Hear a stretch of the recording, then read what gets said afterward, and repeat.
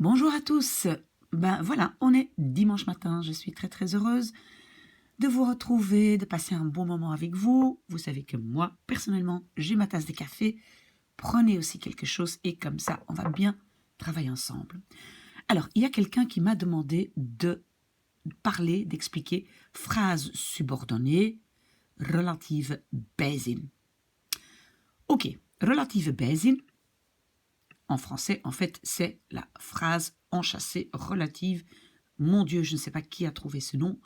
Ça semble très compliqué, mais ça ne l'est pas tellement. Donc, d'abord, pour que ce soit clair, il y a beaucoup de sortes de phrases subordonnées. Voilà. Et le relative bijzin est juste une sorte de phrase subordonnée. Alors, c'est quoi le relative bijzin? C'est une petite phrase qui dit quelque chose sur un mot dans la phrase. Par exemple, la femme qui est enceinte porte une robe rouge. Mais qui est enceinte, le qui est enceinte dit quelque chose sur la femme. D'accord? Donc on a quelque part un mot, un substantif, et puis on va interjecter ou enchâsser, comme on dit en français, une toute petite phrase pour donner quelques détails sur une personne, une chose, etc. Je pense que de nouveau, ça va devenir clair quand on va faire des exercices. Mais donc, ça c'est quand même important parce que nous avons aussi d'autres phrases subordonnées, comme vous avez probablement déjà vu, qui commencent par omdat, par zoals, par als, par wanneer, etc. Et alors, qu'est-ce que toutes les phrases subordonnées ont en commun? C'est que le verbe conjugué se trouve tout à fait à la fin de cette petite phrase. Ça, ils ont tous en commun. D'accord? Ok, alors, je vous dis aussi que, vous voyez ici au-dessus, j'ai mis la référence ici d'une vidéo, parce que donc j'ai déjà fait une vidéo sur les pronoms relatifs, die, dat, wie, wat. Et comme on peut le deviner, quand on va faire une relative bijzin, elle va commencer par un petit pronom relatif. Donc, elle va commencer par le petit mot dit dat, wie, wat. Il y en a aussi d'autres, mais j'ai déjà fait une vidéo là-dessus. Si jamais vous me demandez ce dossier par mail ou en dessous de la vidéo, je vous l'envoie et vous pouvez cliquer sur le lien pour voir aussi cette vidéo. Ok, très bien. Alors aujourd'hui, donc cette personne qui m'a demandé de parler de ça, m'a demandé que je parle donc des relative bijzinnen qui commencent par die, dat, wat, wie et waar. Ok, donc on va tout de suite faire des petits exercices. Avant de commencer, je veux juste que ce soit clair. Quand je dis die, ça fait référence à un mot avec de. Par exemple, de man die, de vrouw die. Donc on peut dire que ça veut dire qui, mais parfois c'est aussi que. Bref, ça fait référence à un mot avec de. Alors que dat, ça fait référence à un mot avec het kind dat. Donc l'enfant qui, het kind dat. Ça c'est important de savoir, de connaître la différence. Et c'est vrai que le mot dat, et là j'ai fait une vidéo là-dessus aussi, peut être en néerlandais plein de petites choses, et dit d'ailleurs aussi, ce n'est pas seulement le mot qui introduit la phrase relative, ok. Alors par contre, donc die, dat, c'est que ou qui, ça dépend dans quelle situation. Alors par contre, wat et wie, c'est plutôt, enfin, wat c'est ce que, ce qui. Wie, c'est celui qui. Et waar, en fait, je pourrais l'enlever parce que c'est simplement la traduction de où en français. Donc vous n'avez même pas besoin de savoir ça. Et en fait, donc, dites-vous aussi, la seule raison pourquoi vous devez savoir que c'est une phrase subordonnée, parce que sinon vous pouvez juste dans votre tête traduire, c'est justement parce que vous devez faire un rejet du verbe, donc le verbe est à la fin. D'accord? Bon, je propose que tout de suite on commence à faire des exercices parce que tout ce blabla, je ne sais pas si ça vous a aidé beaucoup, et donc on va tout de suite faire des exercices sur les phrases relatives, les subordonnées relatives, Mais je prends d'abord un tout petit peu de café. Voilà, on y va. Alors, les arbres de Bomen. Et donc, j'ai chaque fois mis la phrase subordonnée relative, voilà, de relative bijzin, j'ai mis en gras. Donc ça ici, c'est notre relative bijzin. Il dit quelque chose sur de bomen, d'accord? Les arbres qui sont dans notre jardin sont grands. De bomen, j'ai un mot avec de, donc ça va être die. De bomen, die. Puis le verbe sont, je dois garder jusqu'à la fin, pas tout à fait à la fin de la phrase, mais à la fin, cette phrase relative bien sûr, hein. Encore une fois, je l'ai déjà dit avant, on ne va pas mettre tous les verbes ici à la fin. D'accord?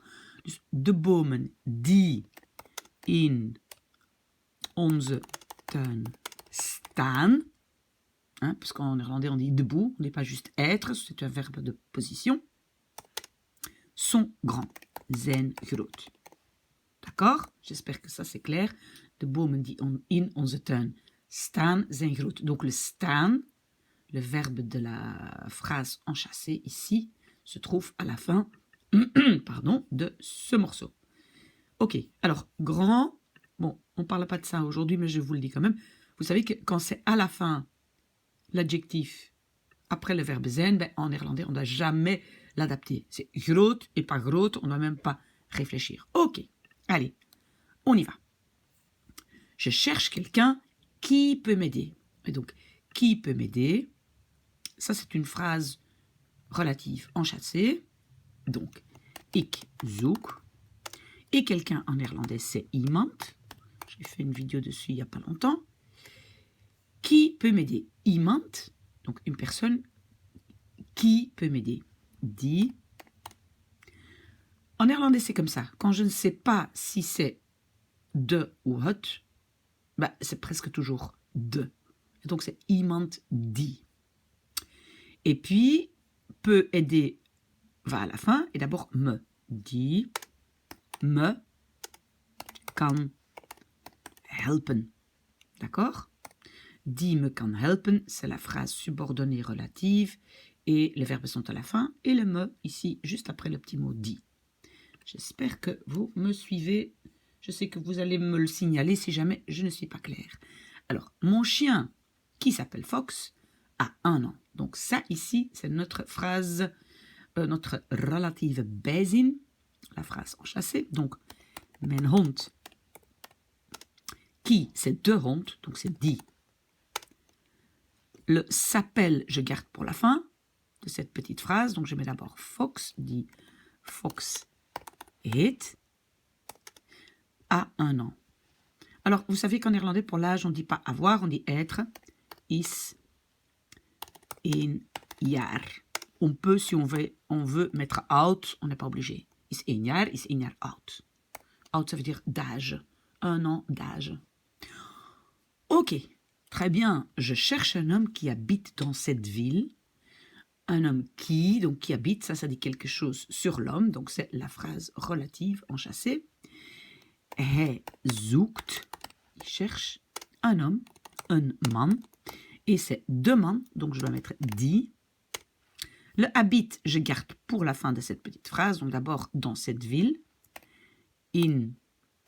Et en fait, j'ai voulu dire, parce que vous allez comprendre pourquoi, dans cette ville-là. Die in die stad woont. Comprenez pourquoi j'ai mis ça? Parce que le die, il veut aussi dire celle-là ou celui-là. Vous voyez, pour les mots de, on a aussi die dat, c'est aussi ce qu'on appelle le pronom démonstratif. Die dat. Donc peut-être ça fait un peu bizarre, mais c'est tout à fait correct. Hij zoekt een man die. Le premier die, c'est le qui, parce que c'est de man. Et puis j'ai cette ville-là, cette die stad.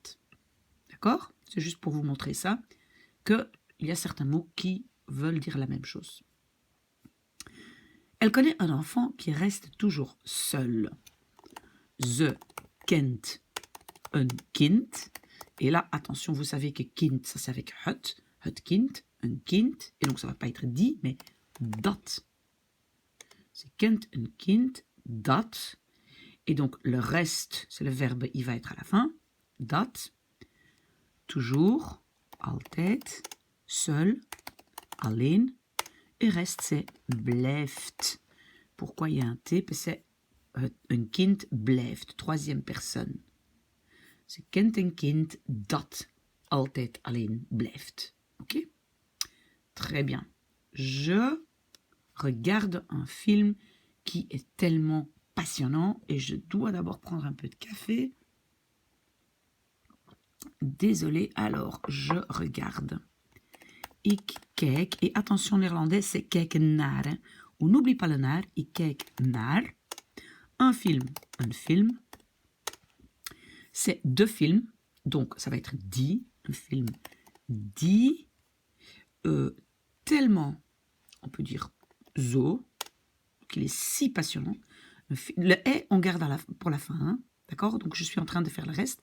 J'ai maintenant zo, c'est tellement, maintenant je vais faire passionnant. Passionnant en néerlandais c'est boeiend, et puis est, en néerlandais c'est is. Die zo boeiend is, ça c'est la phrase relative enchâssée. Ik kijk naar een film die zo boeiend is. Ok. La nouvelle maison qu'ils ont achetée est très grande. Donc, la phrase relative enchâssée est celle-ci. De relatieve bijzin. Maison, c'est hut. Hein? Hut. Nieuwe. Huis. Et maintenant, qu'ils ont acheté. Le que fait référence à huis. Donc, je dois mettre hut. Dat, parce que c'est het huis. Het nieuwe huis, dat. Puis d'abord mon sujet. Puis les verbes. Alors, il y a une chose intéressante, regardez bien. On peut dire ont acheté. Mais quand c'est un passé composé, on va aussi souvent juste mettre le verbe conjugué à la fin. D'accord? Donc, je vais d'abord l'écrire. Dat ze gekocht hebben. Et je finis d'abord. Est très grande. Is heel groot. Voilà. Alors, vous avez vu que on peut aussi dire het nieuwe huis dat ze hebben gekocht. Donc, on peut d'abord mettre le hebben et puis le gekocht, comme ici, hebben gekocht. Mais quand on a un passé composé, moi, je pense quand même que je dirais dat ze gekocht hebben. D'accord?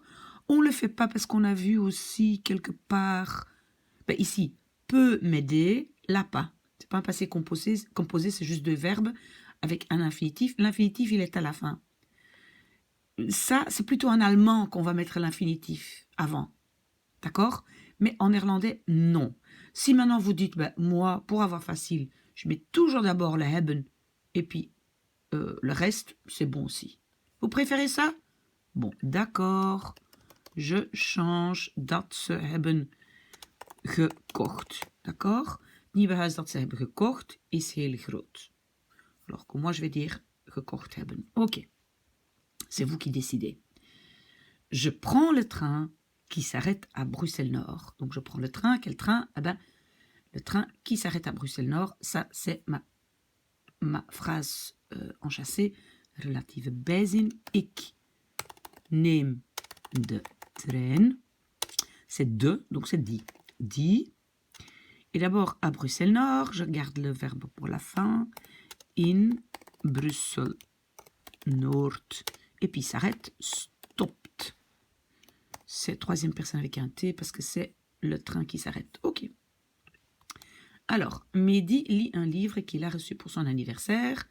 Qu'il a reçu pour son anniversaire, c'est la phrase enchâssée relative bijzin. Dus Mehdi leest een boek. Et attention, c'est het boek, c'est un mot avec het, neutre, dat. Et puis le sujet. Et puis je garde a reçu pour la fin. Donc d'abord pour son anniversaire. Voor zijn verjaardag. Et alors, oui, je sais que vous voulez juste une règle. Donc c'est heeft gekregen. Alors que moi, peut-être naturellement, je vais mettre gekregen heeft. Mais les deux sont corrects. Alors, j'ai lu 2 livres qui sont très bien écrits. Donc ça, c'est de nouveau la relatieve bijzin. Ik heb... et alors, oui, attention, parce qu'ici, ça c'est la phrase la phrase principale, d'accord? Ben, on n'oublie pas, entre-temps, que dans la phrase principale, ben, je mets un verbe devant et l'autre derrière. D'accord? Donc, ik heb 2 boeken gelezen qui sont très bien écrits. 2 boeken, c'est pluriel. Si c'est singulier, c'est uit, mais ici c'est pluriel, donc c'est 2. Die. Et puis, très bien écrit, sont. Ok? Très bien écrit. Heel goed geschreven. Et maintenant le verbe zijn. Alors, ça ici, ça dit quelque chose sur de boeken. Je peux aussi mettre ce morceau-ci, ici derrière boeken. Je peux dire, ik heb 2 boeken die heel goed geschreven zijn, gelezen. D'accord? Je peux. Moi, je trouve ça un peu lourd, donc moi, je vais dire, ik heb 2 boeken gelezen die heel goed geschreven zijn. D'accord? Parfait. Alors, ici, on a un peu un autre. Donc, c'est pas die dat, c'est ce que tu racontes est très intéressant. Et ici, vous voyez qu'en fait, cette petite phrase, en fait, c'est le sujet. C'est le sujet parce que est très intéressant. Ça aurait pu être le discours est très intéressant. D'accord? Donc, toute cette petite phrase, pardon, est en fait le sujet. Alors, donc, je vais d'abord traduire ça, ce que tu racontes, et ce que, je l'ai dit devant, ça c'est wat. Ce qui, c'est wat. Et donc, c'est wat. Et puis, tu, je raconte, vertelt. Bon, je vais mettre une virgule. Est très intéressant. Is heel interessant. Ok, j'espère que tout le monde comprend, mais je ne pense pas que ce soit difficile. Encore un, ce que tu veux n'existe pas. Ce que tu veux, wat je wil, n'existe pas. Bestaat, oula, faute, niet. Ok, donc ce que tu veux. Et alors, encore une fois, on doit toujours clôturer une petite phrase. Si ça, c'est une phrase subordonnée qui est ici une petite phrase relative, ben, on ne va pas mettre tous les verbes à la fin. Non. Hein. Wat je wil bestaat niet. Ok, ici le bestaat est à la deuxième place. Ça, c'est le sujet. Et bestaat, ben voilà, le premier verbe est toujours à la deuxième place. Dans la phrase principale. Ok, ce qu'il a acheté est déjà cassé. Pardon, ce qu'il a acheté, ce que c'est wat. Sujet, hij. Et puis, a acheté, heeft gekocht. Et vous savez déjà que moi, je vais préférer wat hij gekocht heeft. Je vais mettre mon verbe conjugué à la fin, mais on le laisse comme ça pour ne pas s'encombrer de trop de règles. Et, donc, is al gebroken. Voilà. Celui qui a fait ça est méchant. Donc, on avait dit que ce qui, c'est what, ce que c'est qui, mais celui qui, ça, par contre, c'est oui. Est-ce que vous voyez, j'avais mis ça ici au début, celui qui, voilà, ça c'est oui. Celui qui, d'accord? Et alors, on retourne à notre exercice, celui qui, oui, et puis le a fait, je garde jusqu'à la fin, donc d'abord le ça. Et ça, en néerlandais, c'est quoi? C'est dat. Encore un dat. Oui, donc c'est pas le dat pronom relatif, c'est dat, cela. En fait, démonstratif, comme on dit. Wie dat. Et puis, a fait. Heeft gedaan. Et vous savez maintenant que moi, je vais plutôt dire gedaan heeft. Mais c'est vous qui décidez. Est méchant. Is stout. Voilà, on a presque fini notre première vidéo pour aujourd'hui. Celui qui n'est pas d'accord doit partir. Celui qui, eh ben c'est oui. D'abord le ne pas.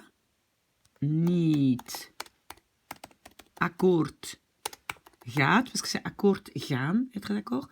Pourquoi le niet est là? Parce que le niet est devant l'adjectif ou l'adverbe. D'accord? Ici c'est l'adjectif. Wie niet akkoord gaat, doit, moet, vertrekken. Doit partir. Ok. Elle croit tout ce que je... Mais c'est pas doit, tout ce que je dis. Elle croit tout ce que je dis. Ze gelooft tout. Alles. Et ce que, en néerlandais c'est wat. Ce que c'est qui, alles? Wat ik zeg. Voilà. Très bien. Entre-temps, on est devenu très très bon. Alors la proposition que tu as faite n'est pas intéressante. Donc ici, que tu as faite, c'est la petite phrase enchâssée. Het voorstel, on peut dire aussi de suggestie. Het voorstel, ah c'est mauvais que het. Donc que devient dat je a fait, hebt gedaan. Et vous savez maintenant que moi je vais dire gedaan hebt. D'abord le verbe à la deuxième place, is niet interessant. Pardon, j'ai besoin d'un peu de café. Voilà, is niet interessant. Ok. Alors, est-ce qu'on a encore beaucoup? Non, on y est presque. Donc, je ne sais pas où il habite. Voilà, ça c'est donc, comme j'ai dit, pour moi, le où, on ne doit pas vraiment étudier, mémoriser, parce que ça c'est comme le mot où, en français, c'est une traduction. Donc, je ne sais pas, ik weet niet où, waar hij woont. Où il habite, voilà. Aussi simple que ça. C'est une phrase subordonnée, donc le verbe à la fin. Ici, bon, je n'ai rien d'autre que le verbe. S'il y avait autre chose, ben, le woont est à la fin. Allez, courage, encore 3. Sais-tu où je peux acheter du chewing-gum? Weet je.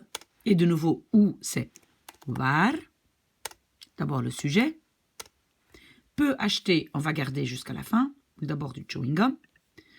On peut dire en néerlandais chewing-gum ou kauwgom, comme vous voulez. Beaucoup de gens disent maintenant chewing-gum.